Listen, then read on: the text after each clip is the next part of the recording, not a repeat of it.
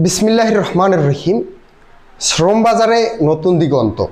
কুয়ালালামপুরের প্রধানমন্ত্রী তারেক রহমান ও মালয়েশিয়ার প্রধানমন্ত্রী আনোয়ার ইব্রাহিমের বৈঠক। বাংলাদেশের নবনির্বাচিত প্রধানমন্ত্রী জনাব তারেক রহমান তার প্রথম বিদেশ সফরে মালয়েশিয়ায় পুত্র যাওয়ায় দেশটির প্রধানমন্ত্রী জনাব আনোয়ার ইব্রাহিমের সাথে দ্বিপাক্ষিক বৈঠকে মিলিত হয়েছেন।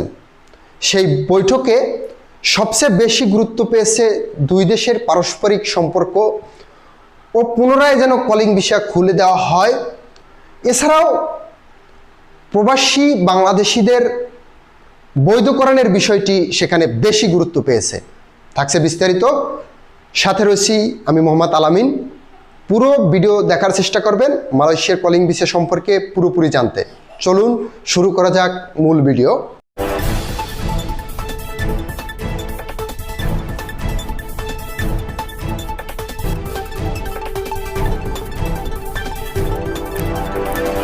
বৈঠক শেষে যৌথ সংবাদ সম্মেলনে প্রধানমন্ত্রী তারেক রহমান জানান, তিনি মালয়েশিয়ার প্রধানমন্ত্রীকে দ্রুততম সময়ের মধ্যে বাংলাদেশের জন্য শ্রম বাজার উন্মুক্ত করার এবং কর্মী নিয়োগ প্রক্রিয়া পুনরায় শুরু করার অনুরোধ জানিয়েছেন।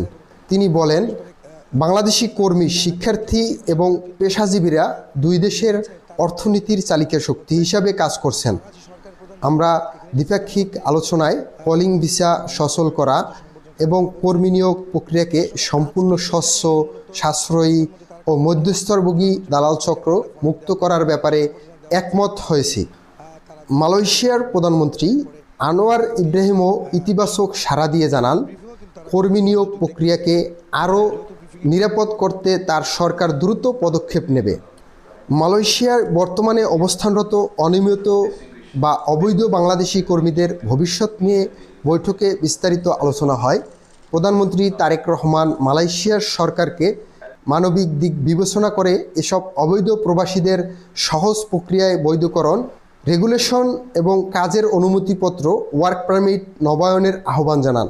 একই সাথে বিভিন্ন ডিসিশন সেন্টারে আটকে থাকা বাংলাদেশিদের দ্রুত নিরাপদ প্রত্যাবাসনের বিষয়ে দুই দেশের শীর্ষ নেতা একমত পোষণ করেন। শ্রমবাজারের বাইরেও এই ঐতিহাসিক সফরে দুই দেশের মধ্যে মুক্ত বাণিজ্য চুক্তি FTA নিয়ে আলোচনা অনেক দূরে গিয়েছে। এছাড়া বৈঠকে দুই দেশের স্বরাষ্ট্রমন্ত্রীদের উপস্থিতিতে সন্ত্রাসবাদ বিরোধী গবেষণা ও সক্ষমতা বৃদ্ধি, দ্বিপাক্ষিক বিনিয়োগ বৃদ্ধি এবং সাংস্কৃতিক বিষয়ক একটি সমঝোতা স্মারক মৌ স্বাক্ষরিত হয়। রাজনৈতিক বিশ্লেষকদের মতে 2026 সালের সাধারণ নির্বাচনের জয়ী হয়ে সরকার গঠনের পর প্রধানমন্ত্রী তারেক রহমানের এটি প্রথম রাষ্ট্রীয় বিদেশ সফর।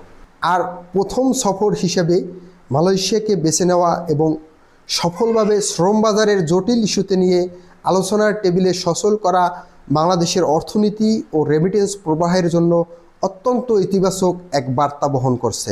মালয়েশিয়ার এই প্রধানমন্ত্রীর সফর সহ প্রতিনিয়ত আমাদের মালয়েশিয়ার কলিং ভিসা খোলা অবধি যেন দালালের চক্করে না পড়েন আপনারা, সেই বিষয়গুলো জানতে এবং প্রবাস সম্পর্কে জানতে আমাদের চ্যানেলটি এখনই সাবস্ক্রাইব করুন, একটা লাইক করে আমাদের উৎসাহিত করুন, কমেন্টসে জানান আপনার মতামত। সবাই ভালো থাকবেন, সুস্থ থাকবেন। আল্লাহ হাফেজ। দেখা হবে নেক্সট অন্য একটি ভিডিওতে।